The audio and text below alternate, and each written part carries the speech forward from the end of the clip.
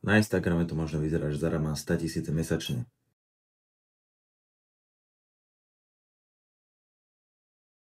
Ale není to tak. Volám sa Adrian a fascinujem ma AI, automatizácie a biznisy, ktoré dokážu rásť samé. Venoval som sa OnlyFans managementu, bavilo ma to, ale vyžaduje to veľa času a nervov, čož pri AI OFM není. Keďže v OnlyFans managemente sú potrebné manažery, to sme my, reálne modelky a delíš si tam zisky s ňou, čož pri AI OnlyFans managemente není. A povedal som si, musí existovať lepší spôsob. Tak som sa pustil do tohto skoro nového modelu AI OnlyFans managementu. Asi sa pýtaš, čo je AI OnlyFans management.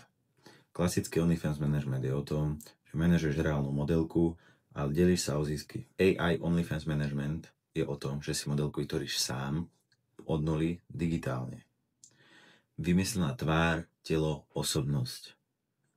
Všetko generované cez umelú inteligenciu. Fotky robím cez nástroje ako sú Comfy UI, takisto aj videá, alebo využívame Kling AI. Komunikáciu rieši za mňa automatizácia, ktorá odpisuje za mňa, čiže ja riešim nič. Komunikáciu rieši GPT a automatizačné nástroje. A keďže tá modelka neexistuje, 100% ziskov ostáva mne. Žiadne hádky, žiadne fotenia, žiadne problémy, len systém. Tento kanál bude môj denník. Vlogy štýle, čo som neskúšal, čo fungovalo, čo sa pokazilo. Ukážem ti presne, ako vyzerá budovanie takéto agentúry od 0 po 100 000 eur mesačne. Od nuly.